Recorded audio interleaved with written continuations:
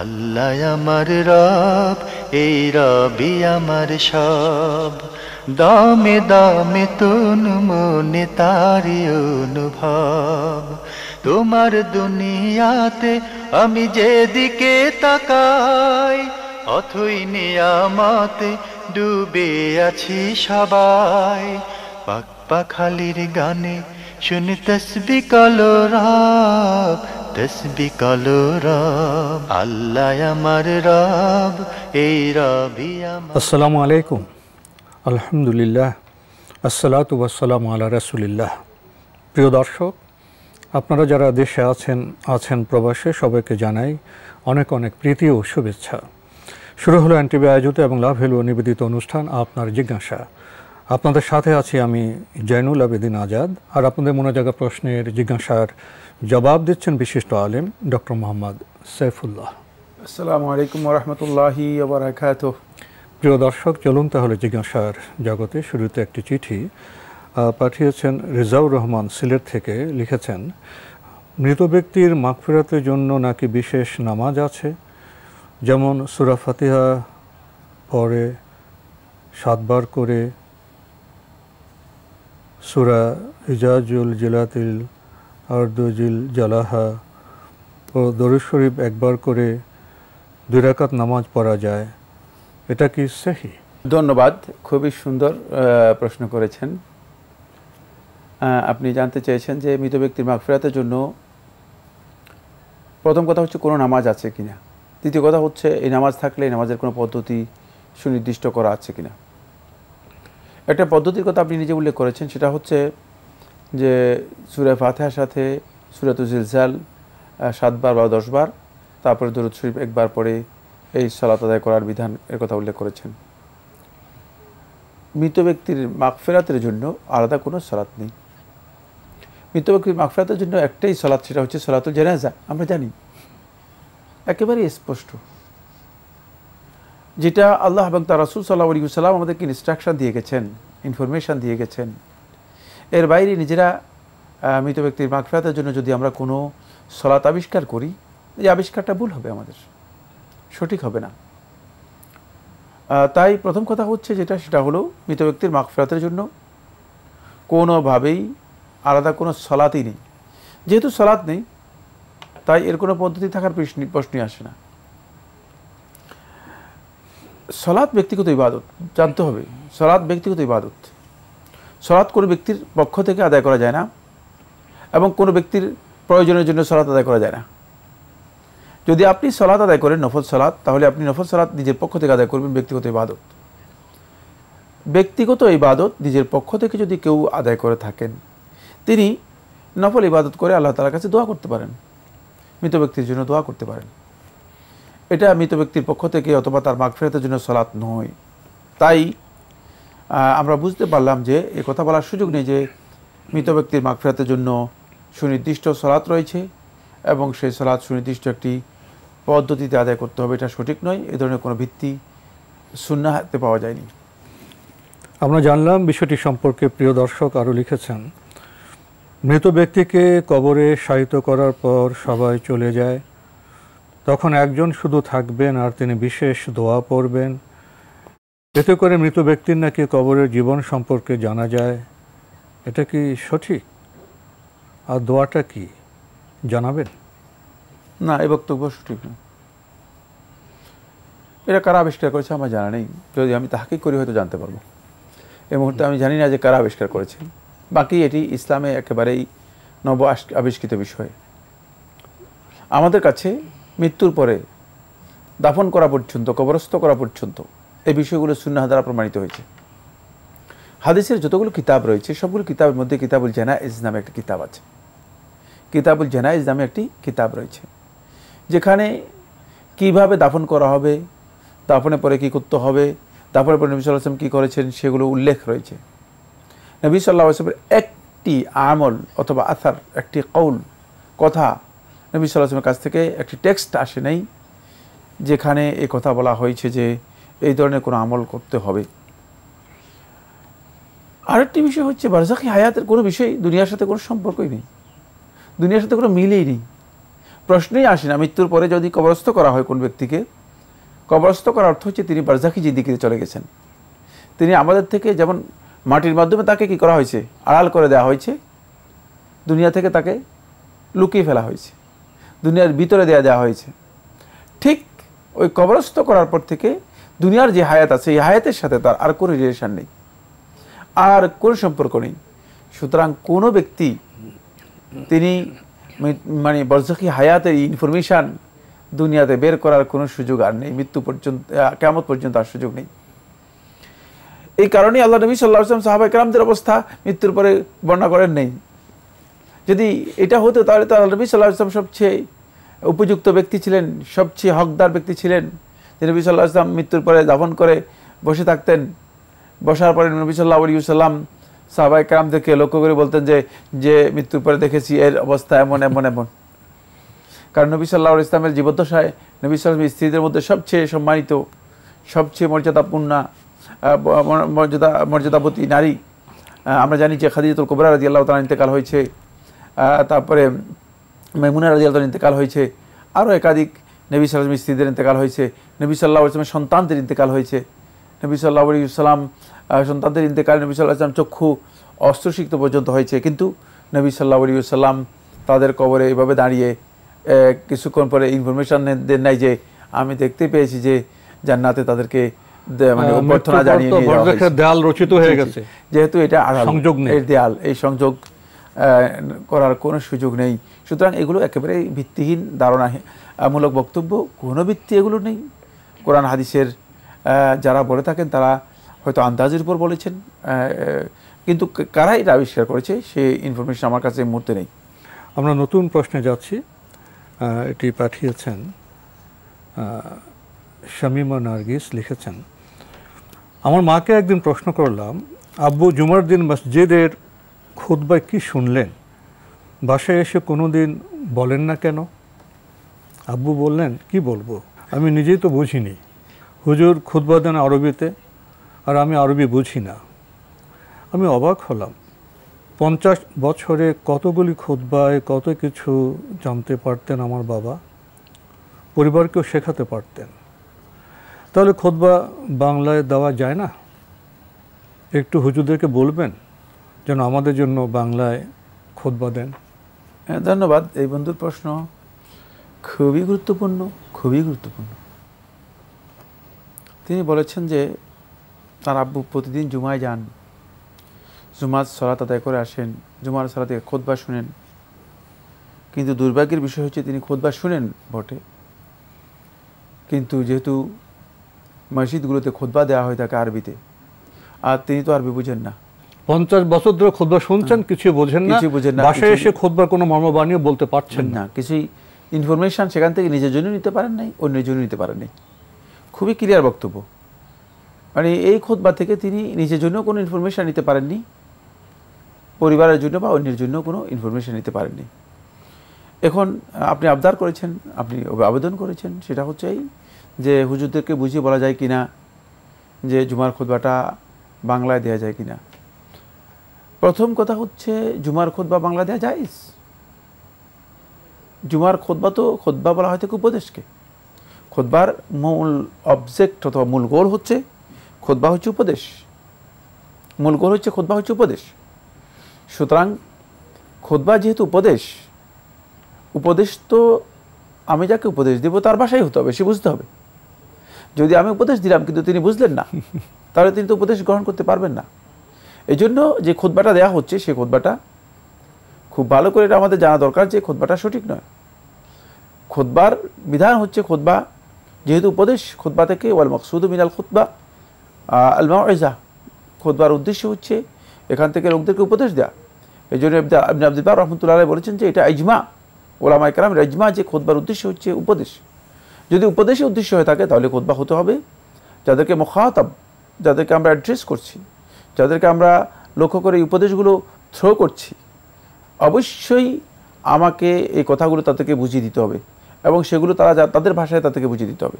এই জন্য আমরা ওলামায়ে কেরামদের কাছে বারবার একথা আবেদন রাখছি এবং বলছিও যে জুমার খুতবাটা খুতবাতুল হাজা তিনি পেশ করবেন, অথবা তিনি প্রথমেই আল্লাহ তাআলার প্রশংসা আল্লাহ তাআলার স্তুতি, পবিত্রতা এবং রাসূলুল্লাহ সাল্লাল্লাহু আলাইহি সাল্লাম এবং তাকওয়ার উপদেশ লোকদেরকে দেবেন, দিয়ে আরবিতে তারপরে তিনি জুমার যেই মূল থিমটা, সেটা উপদেশকে সামনে রেখে একটি সুনির্দিষ্ট বিষয়ের উপর কোরআন এবং হাদিসের বক্তব্যগুলো আরবিতে রেখেই সেগুলোকে বাংলায় অনুবাদ করে, তর্জমা করে সেগুলোকে বাংলাতে বুঝিয়ে দিবেন। কোরআন এবং হাদিসের বক্তব্য তো এটা আরবিতে বলবেন, জি, তারপর আমাদের বোধগম্য ভাষা বাংলা ভাষা বাংলাতে বুঝিয়ে দিবেন, পুরাটাই বুঝিয়ে দিবেন। তাহলে এটা আসলে জুমার খুতবা হিসেবে বিবেচিত হবে, অন্যথায় এটা জুমার খুতবা হিসেবে বিবেচিত হবে না। আর এই কারণেই মূলত 50 বছর পর্যন্ত জুমার খুতবা থেকে তিনি উপকৃত হচ্ছেন না। এই বিষয়গুলো আমরা আলেমদেরকে বোঝানোর জন্য আমাদের সর্বোচ্চ প্রয়াস চালিয়ে যাচ্ছি। দুর্ভাগ্যের বিষয় হচ্ছে যে আলেমরা এদিকে তারা মোটেও কর্ণপাত করছেন না, একেবারে ভ্রুক্ষেপ করছেন না। তাদের একটি ধারণা ছিলেন সেভাবে থাকতে চান, যেভাবে চলতে চান, এটার কোনো কার্যকারিতা আছে কিনা সেই চিন্তা ভাবনা নেই। তাদের একটা কারণ হচ্ছে, সেটা হলো এই, তারা একটা মানে থিম মাথার মধ্যে নিয়ে রেখেছেন, সেটা হচ্ছে এই যে জুমার খুতবাটা ঠিক সলাতের মতো, এটি এমন তাআব্বুদি বিষয় যে জুমার খুতবাটা আরবিতেই হতে হবে, আরবিতেই হওয়া ফরজ, আর যদি আরবিতে দেয়া না হয় তাহলে সঠিক হবে না। তাদের এই বক্তব্য অনেক দিক থেকে মিথ্যা, অনেক দিক থেকে ভুল। খুব ভালো করে খেয়াল করতে হবে। 1 নম্বর বিষয় হচ্ছে সলাত একেবারে রাসূল সাল্লাল্লাহু আলাইহি ওয়াসাল্লাম জানিয়ে দিয়েছেন, দেখিয়ে দিয়ে গেছেন, কিন্তু খুতবা রাসূলুল্লাহ সাল্লাল্লাহু আলাইহি ওয়াসাল্লাম কখনো এক ধরনের দিয়েছেন এর কোনো প্রমাণ নেই। 2 নম্বর বক্তব্য হচ্ছে সেটা হলো এই, যদি খুতবাটা হুবহু সেটাই হয়, তাআব্বুদি সলাতের মতো হয়, সলাত যেভাবে আদায় রাসূল সাল্লাল্লাহু আলাইহি ওয়াসাল্লাম করেছেন সেভাবে আমরা আদায় করি,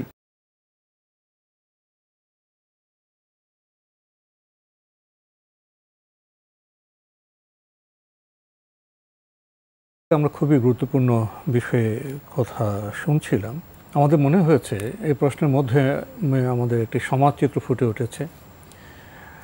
ধর্মভাবনায় আমরা কতটা অগ্রসর, আমাদের ধর্মীয় কাজগুলি কতটা তথ্যপূর্ণ হচ্ছে, কতটা কার্যকর হচ্ছে, অনেক বিষয়ে এই প্রশ্ন থেকে বার্তা পাওয়া যায়। আমরা শুনছিলাম খুতবা কীভাবে দেওয়া উচিত।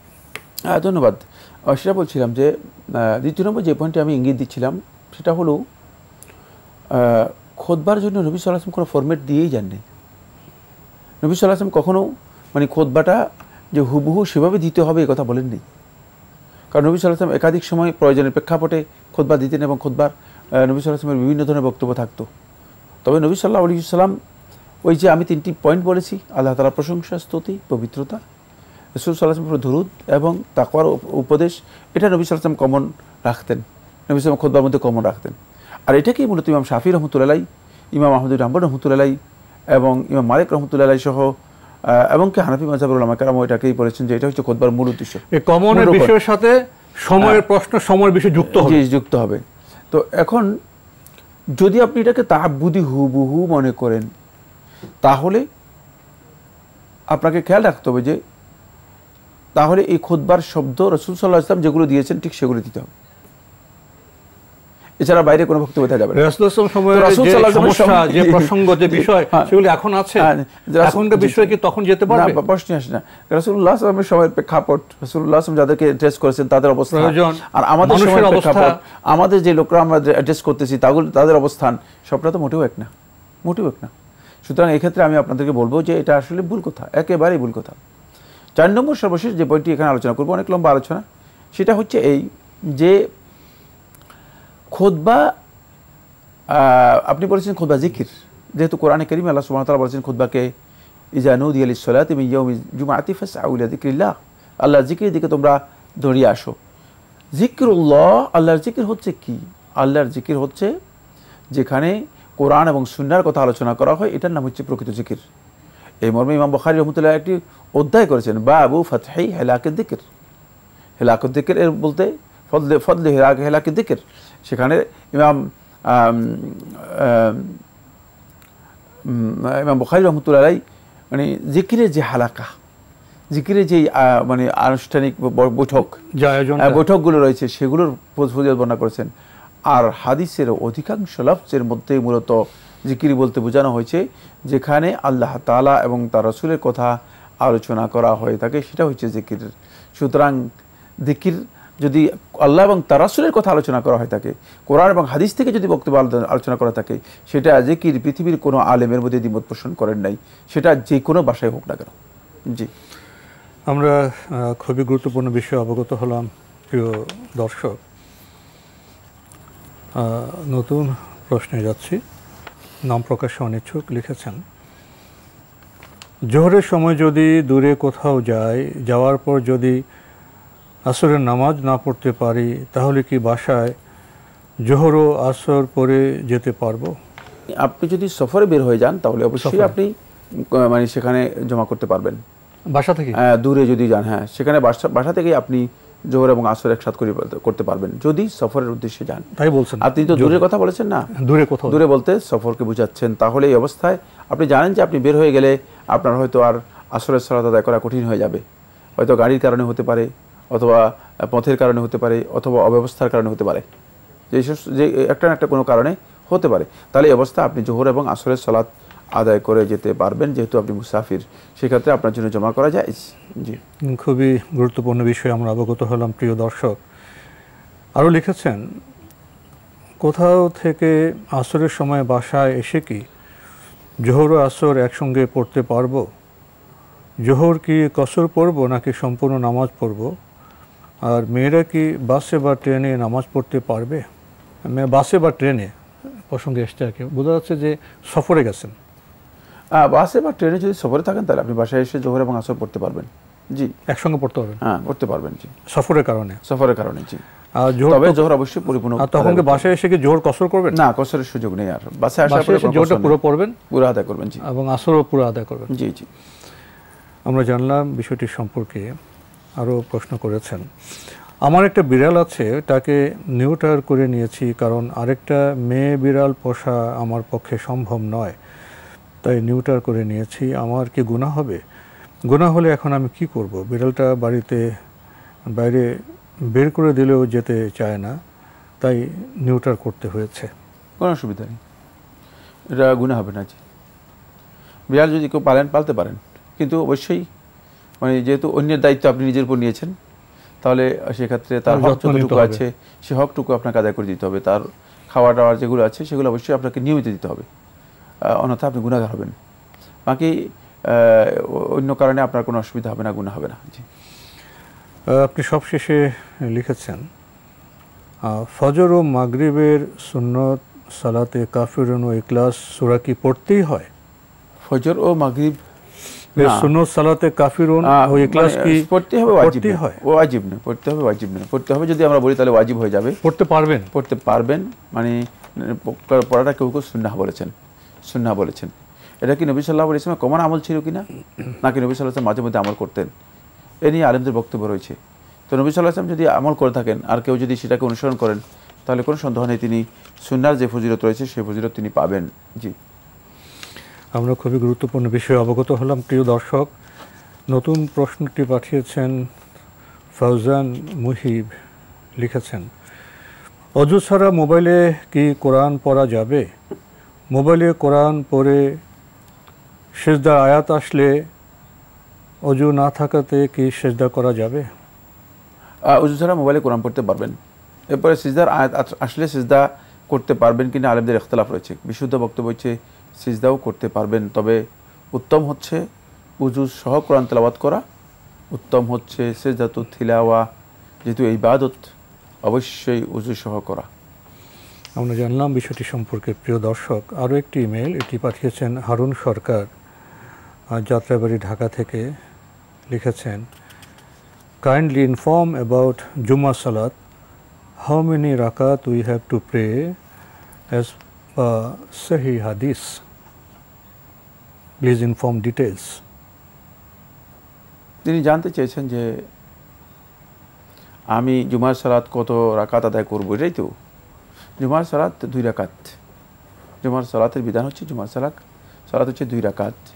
সুতরাং আপনি মসজিদে যাবেন, খুতবা শুনবেন, খুতবা শোনার পরে 2 রাকাত জুমার সালাত আদায় করবেন। ডিটেলস এখানে আর কিছুই নেই, ডিটেলস বলতে আর কোনো কিছুই নেই। জুমার সালাত হচ্ছে শুধুমাত্র 2 রাকাত। ফরজ 2 রাকাত। ফরজ 2 রাকাত। তো আমরা যে জুমার এগুলো জুমার সালাত আগে আমরা পড়ি সুন্নাত, এগুলো আগে জুমার পরে সুন্নাত, এগুলো সুন্নাত, এগুলো জুমার সাথে সম্পৃক্ত নয়, এগুলো আগে পরে সুন্নাত। সুন্নাত, জি, এগুলো জুমার সালাত বলা হয় না। জি, তবে এগুলো অবহেলা করার কোনো সুযোগ নেই। অবহেলা করবে কেন? কোন ইবাদতকে অবহেলা করার ইমানদার ব্যক্তিদের কাজই নেই, প্রশ্নই আসে না। ইমানদার ইনফরমেশন জানলাম যে জুমার সালাত 2 রাকাত ফরজ, জুমার সালাত আর আগে পরে জুমার দিনে আমরা যে পড়ি এগুলো সুন্নত নামাজ, এগুলো আমাদের জন্য গুরুত্বপূর্ণ। প্রিয় দর্শক, দেখছিলাম এনটিভি আয়োজিত এবং লাভেলো নিবেদিত অনুষ্ঠান আপনার জিজ্ঞাসা। তো সময়ের কারণে আমাদের হাতে আজকে আর প্রশ্ন নিতে পারছি না। আপনাকে অনেক ধন্যবাদ। আপনাকে অনেক অনেক ধন্যবাদ। প্রিয় দর্শক, আমরা দেখছিলাম এনটিভি আয়োজিত এবং লাভেলো নিবেদিত অনুষ্ঠান আপনার জিজ্ঞাসা। আমাদের অনুষ্ঠান আপনারা এনটিভি অনলাইনেও দেখতে পারবেন। ভিজিট করুন www.ntbbd.com। এছাড়া ইউটিউব এবং আমাদের ভেরিফাইড ফেসবুক পেজে অনুষ্ঠান দেখতে পারবেন। আপনার প্রশ্ন যেভাবে করেন আমাদের শায়খ তো সেভাবে জবাব দিবেন, কিন্তু এই একটি লাইনের মাধ্যমে যে জ্ঞান আমরা অর্জন করলাম, জুমা সংক্রান্ত জ্ঞান কি এখানে সীমাবদ্ধ থাকবে? জুমার দিন আমাদের কী করণীয়, আমরা কত আগে জুমার দিনে মসজিদে যাব, আমরা 2 রাকাত করে কত রাকাত সালাত আদায় করব, খুতবা শুনব, ফরজ আদায় করব, এরপরে আবার 2 রাকাত করে সুন্নত পড়ব, আরও কত বিষয় আছে জুমার দিনের আমল। আসুন না আমরা সেসব জানি, একটু সময় ব্যয় করি। চিঠি লিখুন, প্রশ্ন পাঠান আমাদের ঠিকানায়। পরিচালক আপনার জিজ্ঞাসা, এনটিভি, বিএসসিসি ভবন, 7ম তলা, 102 কাজী নজরুল ইসলাম এভিনিউ, কারওয়ান বাজার, ঢাকা 1215। ইমেল অ্যাড্রেস আপনার জিজ্ঞাসা @ntvbd.com। মহান আল্লাহ আমাদের সবাইকে নিরাপদে রাখুন, রাখুন শান্তিতে। আসসালামু আলাইকুম। আল্লাহ আমার রব, এই রবি আমার সব, দামে দামে তুন মনে তারি অনুভব। আল্লাহ আমার রব, এই রবি আমার সব।